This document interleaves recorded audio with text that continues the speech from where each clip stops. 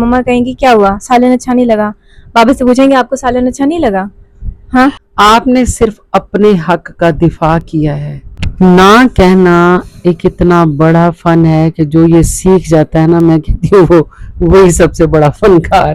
मेरे बच्चे कहते मम्मा ये क्या किया आपने। किसी को थोड़ी सी भी तकलीफ ना हो, सबको उनकी चीजें अपने जगह पे मिले। जब मम्मा खाना बनाती है ना और सामने ला के रखती हैं, तो मम्मा हम सब के ऐसे देख रही होती हैं वो कि हर अपनी चीजों को साइड पे रख के, अपनी अहमियत को साइड पे रख के, दूसरों को बस हमेशा खुश करने की कोशिश करते रहना। बिस्मिल्लाहिर्रहमानिर्रहीम। अस्सलाम वालेकुम। कैसे हैं आप सब? ठीक है। मेरे बच्चे, मेरे बेटे, मेरी बेटियां, मेरी बहनें, मेरी माएँ जो हम दोनों को देखते हैं, उन सब का बहुत ज़्यादा शुक्रिया। आपके कमेंट्स पढ़ के हमें बहुत ज़्यादा खुशी होती है। पिछली वीडियो पे माशाल्लाह बहुत अच्छा रिस्पांस आया। हाँ, और ये सब आप लोगों के ताउन की वजह से है। और अगर मतलब जो आउट ऑफ कंट्री आप लोगों के बहन भाई रिश्तेदार जो रहते हो, उनके साथ ज़रूर शेयर कीजिएगा, तो मुझे बहुत ज़्यादा खुशी होगी। बहुत प्यारे रिश्ते हैं जो आप सबके साथ बन रहे हैं, माँ वाले, बहन वाले, बेटी वाले, सब बहुत अच्छा लगता है। पहले थोड़ा सा आज का टॉपिक बताने से पहले मैं छोटी सी बात करना चाहूँगी कि जब मेरी उन दो बेटियों की शादी हुई, वैसे मैं उनके साथ भी ऐसे थी, मेरा दोस्ताना रवैया ही होता है। तो इसके साथ तो मैं सहेलियों की तरह हूँ, तो मतलब मैंने इसको बेअदबी नहीं, अदब के दायरे में रहते हुए मतलब हर बात कहने की इजाज़त दी हुई है। और वैसे भी दोस्तों को तो इंसान सब कह सकता है, तो इसको वो आदत है। कुछ लोगों को लग रहा होता है कि रूड बिहेवियर है। दो अम्मी, मैं आपको बताती हूँ, दो लड़कियां ही हैं। जाहिर है बंदा पब्लिक में आता है तो कुछ लोगों को बुरा भी लग रहा होता है, किसी को हजम भी नहीं हो रहा होता।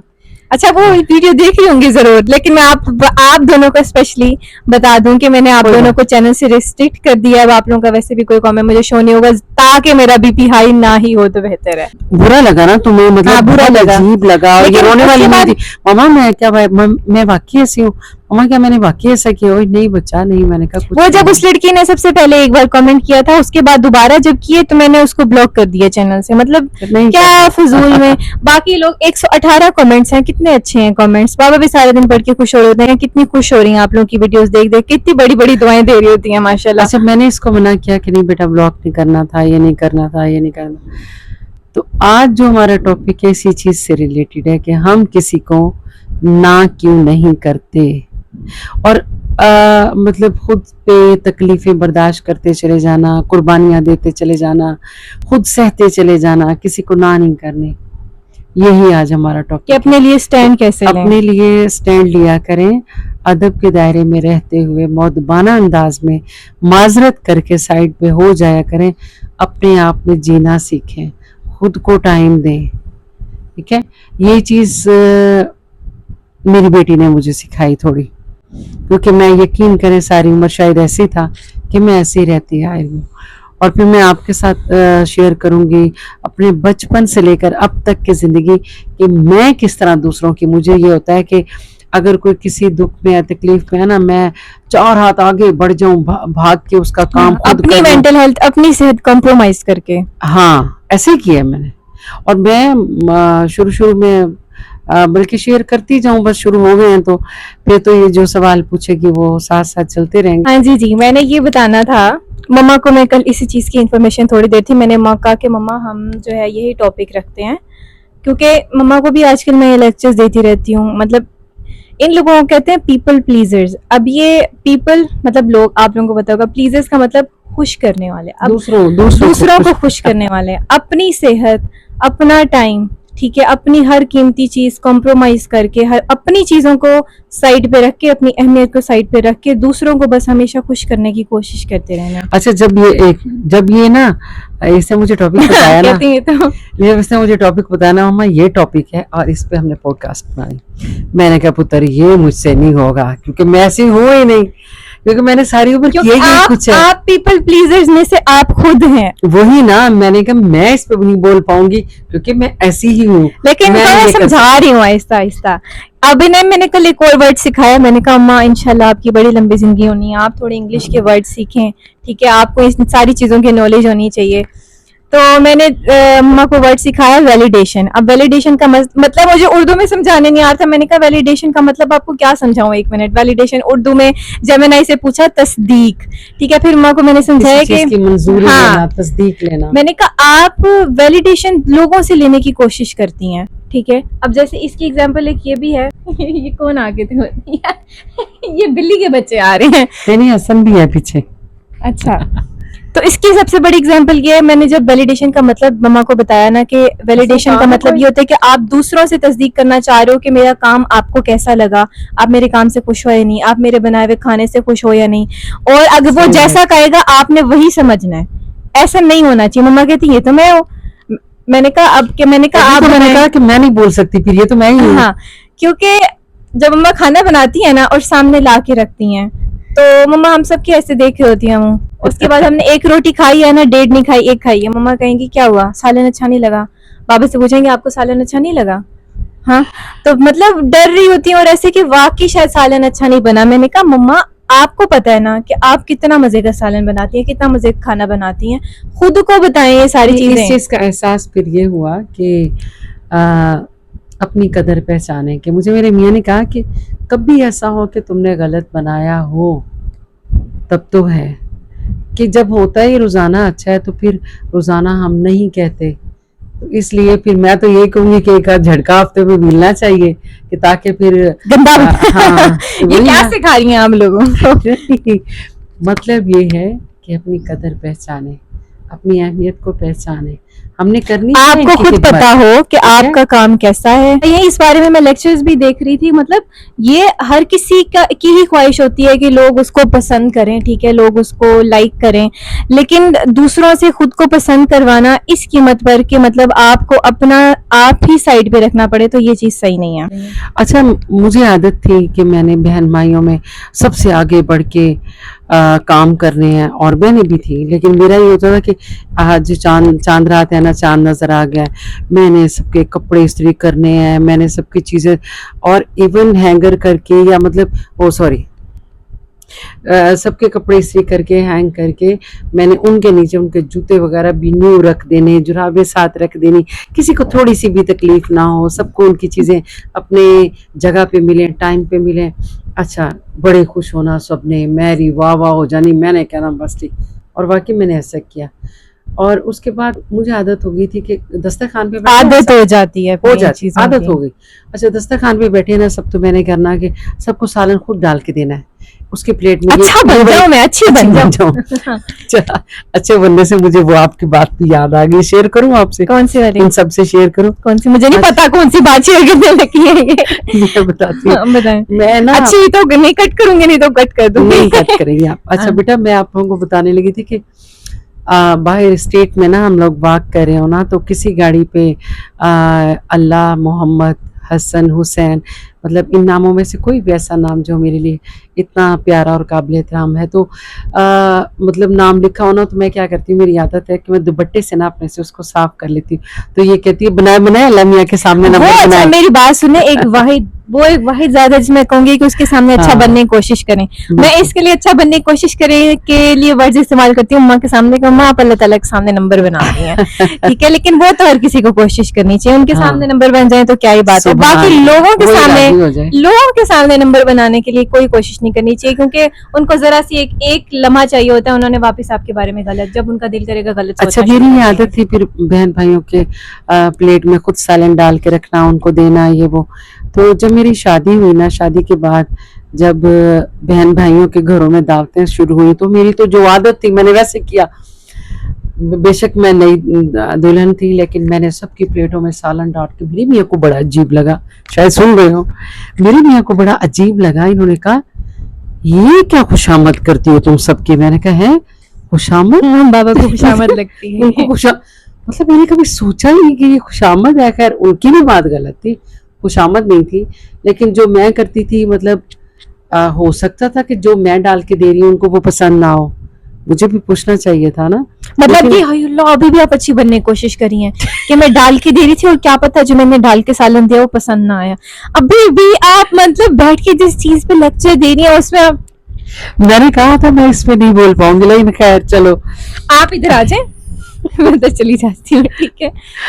अच्छा चलो सही हो जाऊंगी, बस मुझे ये होता है कि मेरी तरफ से ना किसी का दिल ना दुखे, मेरी तरफ से किसी को चलो अल्लाह परेशानी ना करे मिले। इसी चीज से बेहतरी हो जाए, जैसे टीचिंग करने से इंसान खुद सीखता है, तो आप ये वाली टीचिंग करने से खुद भी सीख जाएं, ये बात चलो सेल्फ हाँ, वैलिडेशन की। लेकिन फिर भी मैं यही कहूंगी कि अगर आप लोग भी अपनी नींद कुर्बान करके, अपना वक्त कुर्बान करके किसी और को दे रहे हैं, तो बेहतर है कि अपने आप को टाइम भी दें, ना कर दें, अदब के दायरे में रहते हुए।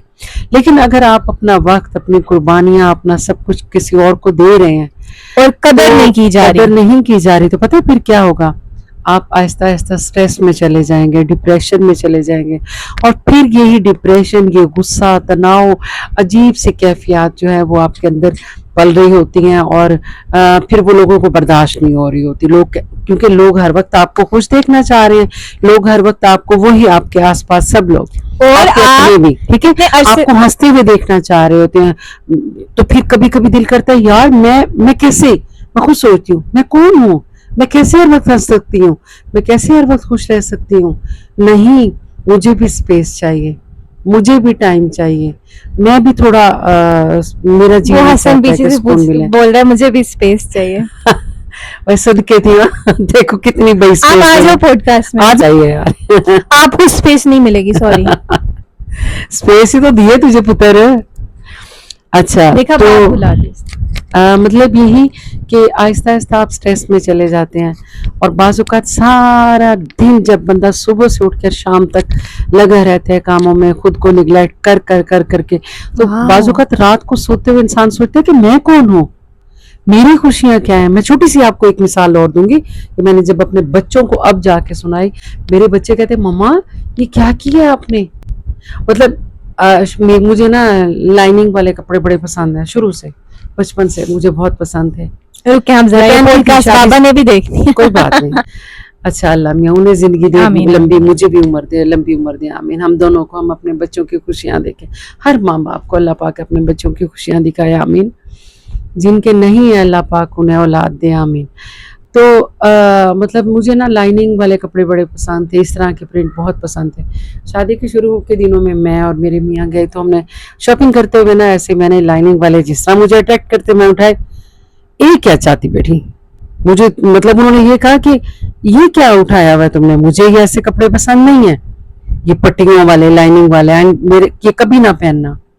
वो दिन और आज का दिन माशाल्लाह आप लोगों की दुआओं से 27वां साल है शादी को, मैंने लाइनिंग वाले कपड़े पहनना मैंने छोड़ जिस दिन ये दिए। सुना था ना, मैंने कहा था मम्मा यार आपने अपनी मर्जी इतनी ख्वाहिश साइड पे रख दी, क्या जरूरत थी, कपड़े ही थे, आप पहन लेती तो बाबा एक्सेप्ट कर लेते, लेकिन अपनी ख्वाहिश को नहीं। साइड पे नहीं रखना चाहिए था। और ये मैं आज शेयर कर रही हूँ आप सबसे भी कि मतलब मेरे बच्चों ने कहा कि मम्मा ये क्या बात हुई, आपकी पसंद भी कोई चीज थी, मतलब आपने क्यों? मैंने हमेशा फिर वही कलर पहने जो उन्हें पसंद थे। देखें अपनी पसंद की कोई चीज पहनना आपकी खुशी है ना, ऐसा है ना।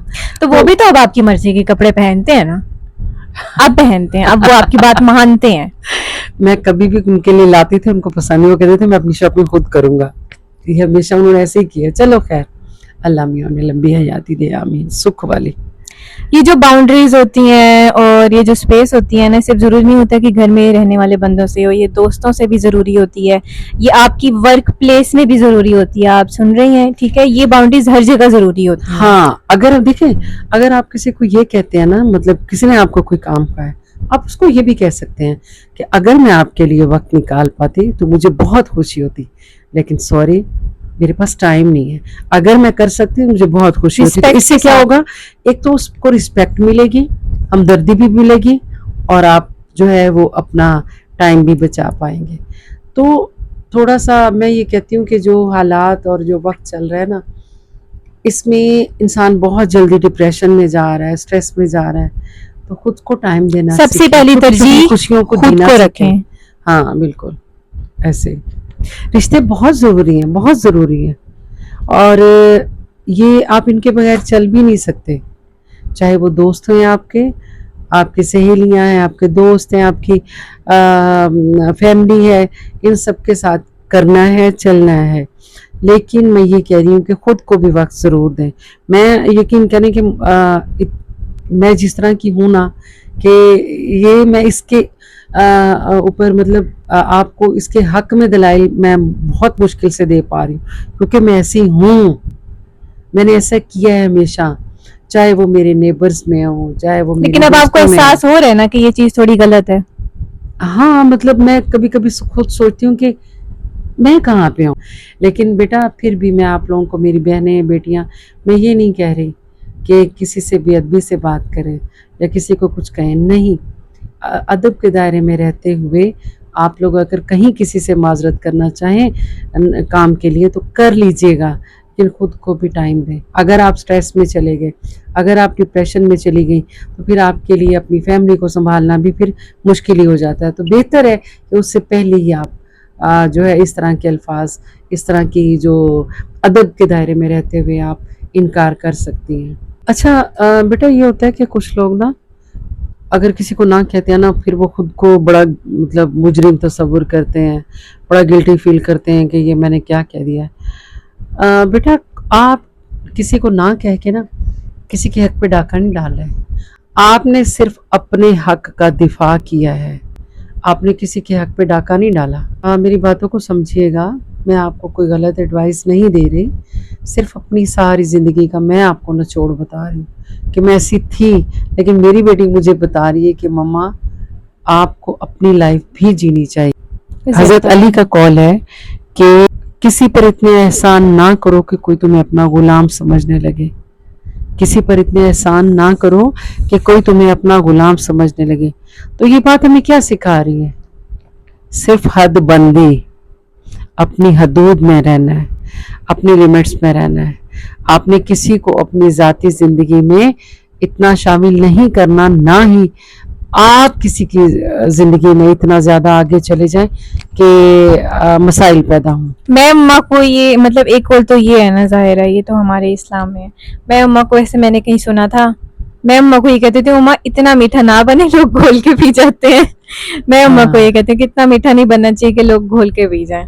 ना कहना एक इतना बड़ा फन है कि जो ये सीख जाता है ना, मैं कहती हूँ वो वही सबसे बड़ा फनकार है। इसीलिए अभी तक आप सीख रही हैं इससे। हाँ, मैं तो सीख रही हूँ वाकई में। उम्र लगती है मेरे लिए बहुत मुश्किल है, बहुत मुश्किल है। पता नहीं शायद सीख भी पाऊँ या ना सीख पाऊँ, लेकिन मैं यही कहूँगी कि खुद को मुजरिम ना समझें, और जिस तरह मैंने बताया कि अदब के दायरे में रहते हुए मौजू तब्दील कर दें, अल्फाज तब्दील कर दें, लेकिन ना कहना सीखें।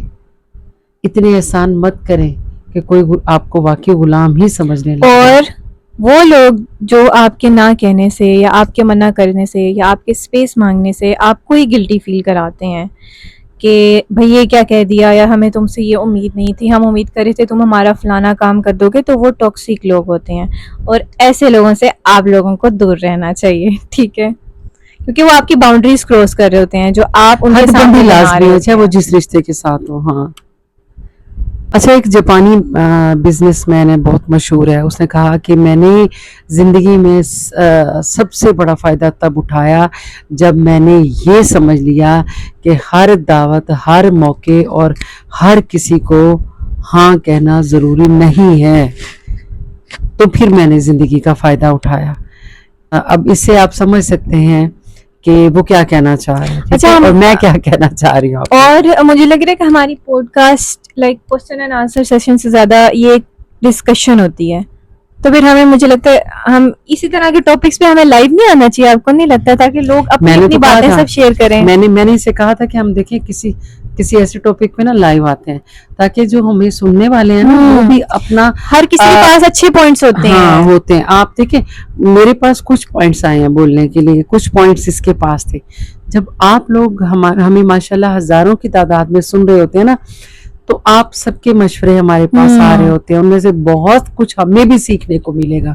तो मैं कोशिश करूंगी कि किसी दिन जो है वो मैं कोई ऐसा टॉपिक जो मैं शॉर्ट में आपको बता सकूं कि फ़लाँ टॉपिक पे फ़लाँ दिन हम लाइव आने वाले हैं, तो आप लोग फिर याद रखिएगा। तो इंशाल्लाह फिर हम लाइव में आपको लेके बेशक चैट के ज़रिए से ही, तो कैमरा ना बेशक ऑन करें, हाँ नहीं, इसमें ऑडियंस तो चैट के जरिए आ सकती है। चैट के जरिए हम लैपटॉप पे ले लेंगे, ठीक है।